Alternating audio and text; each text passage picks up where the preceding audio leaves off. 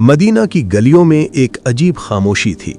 یہ وہ وقت تھا جب مسلمانوں کی سلطنت پھیل چکی تھی اور اس سلطنت کا سربراہ حضرت علی رضی اللہ عنہ تھے۔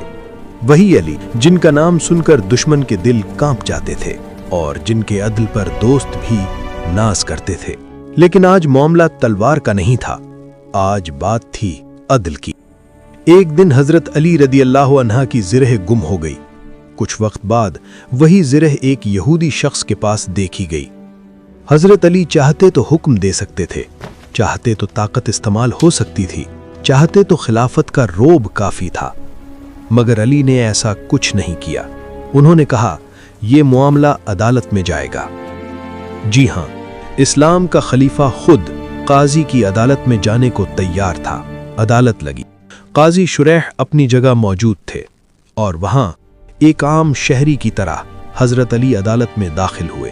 نہ کوئی پروٹوکول، نہ کوئی خاص نشست، نہ کوئی اعلان کہ یہ خلیفہ ہیں۔ قاضی شریح نے نگاہ اٹھائی اور فرمایا، اے علی، آپ مدعی ہیں اور مدعی عدالت میں کھڑا ہوتا ہے۔ یہ لمحہ تاریخ کے سب سے بھاری لمحوں میں سے ایک تھا۔ مسلمانوں کا خلیفہ کھڑا ہو گیا۔ نہ اعتراض، نہ ناراضگی، نہ غرور، سر جھکایا اور خاموشی سے کھڑے ہو گئے۔ قاضی نے سوال کیا، آپ کے پاس کیا دلیل ہے؟ کوئی گواہ ہے؟ حضرت علی رضی اللہ عنہ نے فرمایا، میرے پاس کوئی گواہ نہیں۔ عدالت میں سناٹا چھا گیا۔ قاضی شریح نے قانون کے مطابق فیصلہ سنایا۔ جب مدعی کے پاس گواہ نہیں تو ذرا اس یہودی کی مانی جائے گی۔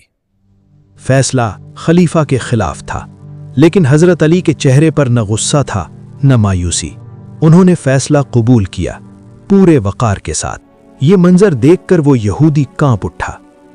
اس نے کہا، ایک ایسا دین ہے جس میں خلیفہ قاضی کے سامنے کھڑا ہے اور فیصلہ اس کے خلاف آ جائے تو بھی وہ مان لیتا ہے؟ میں گواہی دیتا ہوں کہ یہ دین سچا ہے اور علی بھی سچے ہیں۔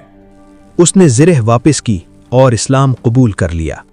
یہ واقعہ صرف ایک مقدمہ نہیں تھا، یہ اعلان تھا کہ اسلام میں قانون سب سے اوپر ہے۔